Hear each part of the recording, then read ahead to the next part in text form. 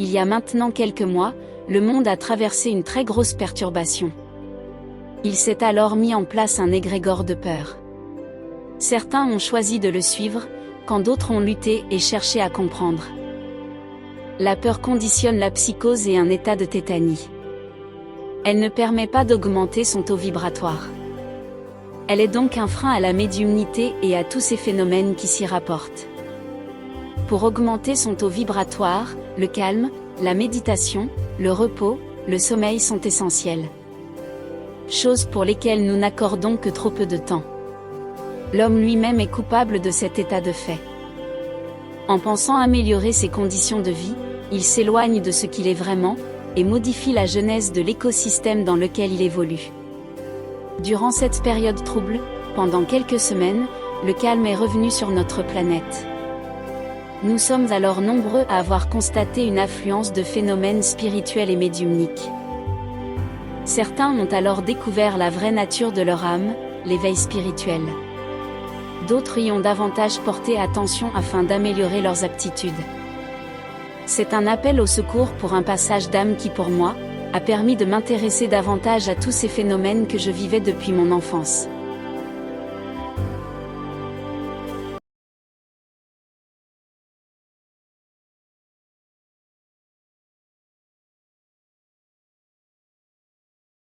Été 2020. Nous sommes sur notre lieu de vacances. C'est un camping familial, l'idéal pour nous ressourcer. C'est le soir, le soleil n'est pas encore couché. Accompagnée de ma chienne, je flâne dans les allées du camping. Sans aucune pensée particulière, je profite de ce moment de calme. J'entends alors un petit garçon dire « Bonjour ». La voix semble provenir du bloc sanitaire. Je suis seule.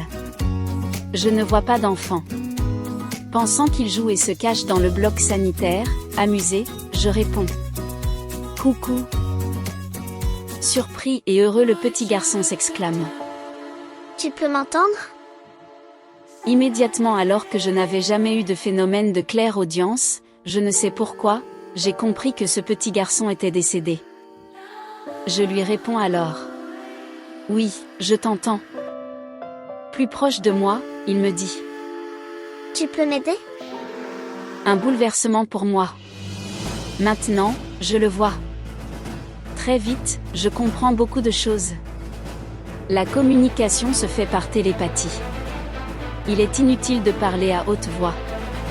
Ma vision de ce défunt ne se fait pas avec les yeux. C'est une représentation mentale. Mes pensées, nos échanges, tout est accéléré. La vision de ce petit garçon me permet de comprendre plusieurs choses. Ses vêtements sont mouillés. Il s'est probablement noyé. Il semble porter une tenue des années 50. Je comprends maintenant son euphorie, que je l'entende. Cela fait longtemps qu'il cherche de l'aide. Par télépathie, je lui dis « Comment puis-je t'aider ?» Je cherche ma maman. Je ne sais pas où elle est. Nous sommes en 2020. Sa maman est probablement décédée. Il ne semble pas avoir la notion du temps. Sans qu'il ne m'explique les raisons de cette situation. Comme s'il m'envoyait visuellement les images passées de son accident. Je comprends alors beaucoup de choses. C'est en jouant au bord de l'eau avec des amis de son âge qu'il s'est noyé. Sa maman lui avait interdit par peur de la noyade. Il se sent coupable de ce qui lui est arrivé. Il a au début eu peur des représailles. Puis, par la suite, a cherché à retrouver sa mère. Selon les quelques informations dont j'ai connaissance sur le sujet, les défunts qui ne montent pas vers la lumière sont souvent retenus du fait de certains sentiments. Je lui demande s'il voit la lumière. Mais il insiste.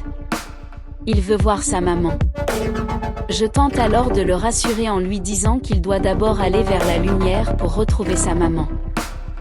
Notre échange télépathique prend alors fin. Je réalise que je n'ai fait durant ce temps que quelques pas.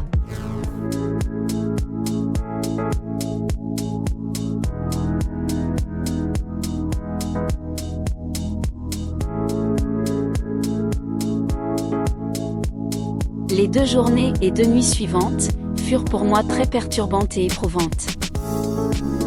Je pouvais ressentir la présence de ce petit garçon autour de notre emplacement.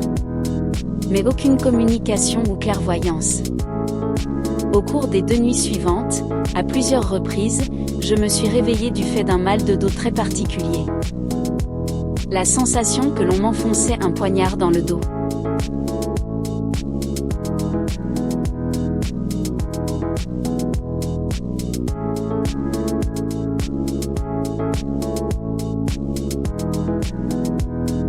Je veux comprendre ce qui s'est passé.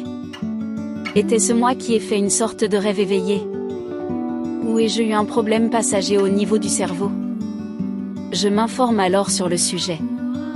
Je prends des notes, j'analyse, j'apprends.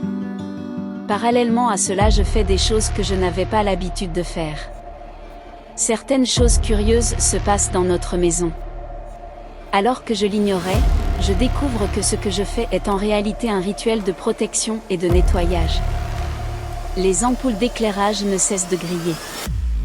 Notre chienne aboie et se dirige vers le portail alors qu'il n'y a personne. C'est inhabituel. Puis, revenant du garage, mon ami me dit « Je deviens fou. J'ai entendu un gamin m'interpeller dans le garage. » Cela ne peut pas provenir du voisinage. C'est impossible. Je ne lui ai rien dit de ce que j'ai vécu durant mes vacances. Je comprends que cet enfant nous a suivis et que tout cela est bien réel. M'appuyant alors sur les quelques connaissances sur le sujet, je tente d'aider ce petit garçon à rejoindre la lumière.